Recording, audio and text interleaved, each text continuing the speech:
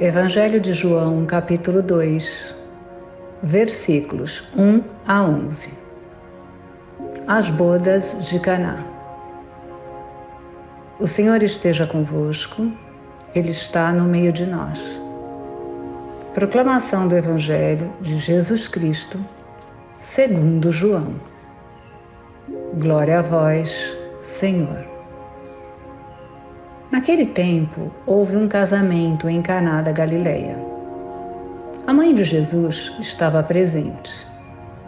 Também Jesus e seus discípulos tinham sido convidados para o casamento. Como o vinho veio a faltar, a mãe de Jesus lhe disse: "Eles não têm mais vinho." Jesus respondeu-lhe: "Mulher, por que dizes isto a mim? Minha hora ainda não chegou." Sua mãe disse aos que estavam servindo: "Fazei o que ele vos disser." Estavam 6 talhas de pedra colocadas aí para a purificação que os judeus costumam fazer. Em cada uma delas cabiam mais ou menos 100 litros. Jesus disse aos que estavam servindo: "Enchei as talhas de água." Encheram-nas até a boca. E Jesus disse: "Agora tirai e levai ao mestre-sala." E eles levaram. O mestre-sala experimentou a água que se tinha transformado em vinho. Ele não sabia de onde vinha, mas os que estavam servindo sabiam, pois eram eles que tinham tirado a água. O mestre-sala chamou então o noivo e lhe disse: "Todo mundo serve primeiro o vinho melhor, e quando os convidados já estão embriagados, serve o vinho menos bom. Mas tu guardastes o vinho melhor até agora." Este foi o início dos sinais de Jesus. Ele o realizou em Caná da Galileia e manifestou a sua glória, e seus discípulos creram nele. Palavra da salvação. Glória a vós, Senhor. Eu lhes enviarei profetas e apóstolos, e a alguns eles matarão ou perseguirão. Lucas 11:49. Chegamos na quinta-feira da 28ª semana do Tempo Comum. A liturgia nos apresenta um jantar na casa de um fariseu que convidara Jesus.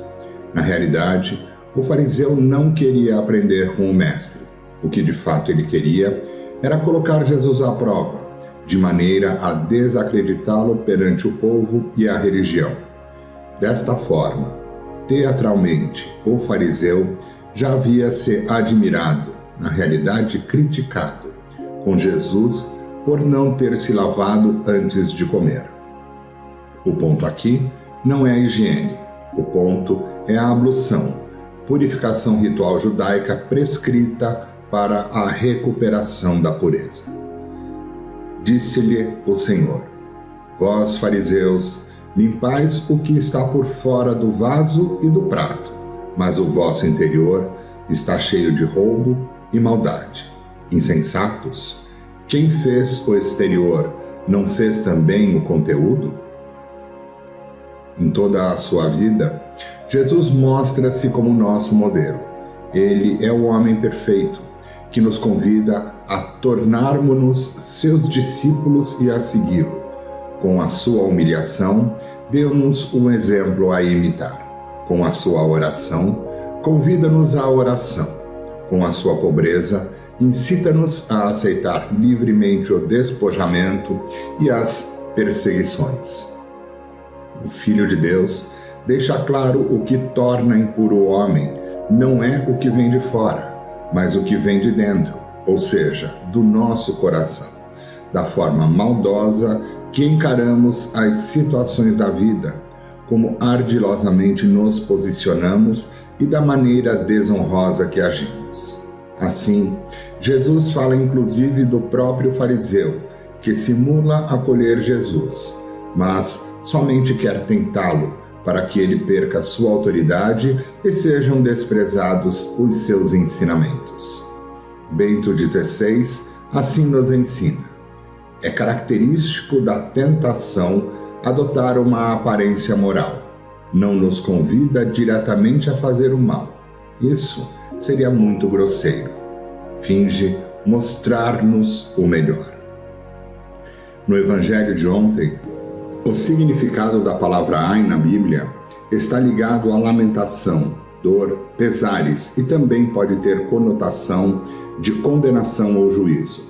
Os dois ais pronunciados no Evangelho de hoje são denúncia e estão carregados de sentimento de compaixão e tristeza. De fato, o modo da vida dos fariseus e dos mestres da lei era falso e não se dedicavam àquela fidelidade que leva ao reino do céu. Usavam máscaras de homens justos e sábios, escondendo suas hipocrisias e iniquidades.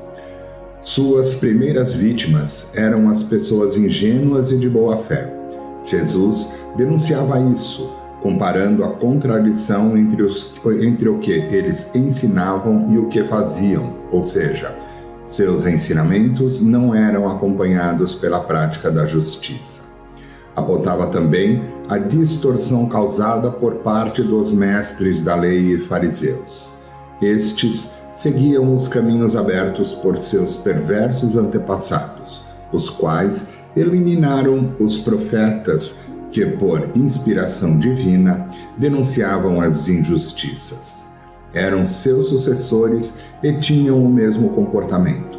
Também eles se levantariam contra Cristo de Deus, aquele que lhes estava evidenciando a maldade, e o eliminariam.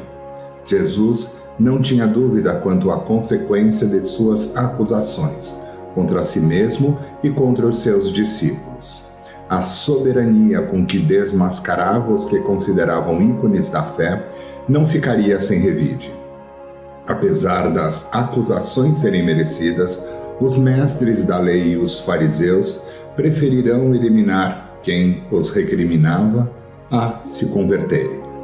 Os profetas, sempre presentes inclusive nos dias de hoje, são pessoas de diferente condição social ou religiosa, que recebem a mensagem divina e se empregam dela, impulsionadas pelo Espírito, o expressam com sinais ou palavras compreensíveis para o seu tempo. É uma mensagem transmitida através de discursos, sempre humildes, ou ações, quase sempre difíceis de aceitar. Uma característica da profecia é a sua incomodidade.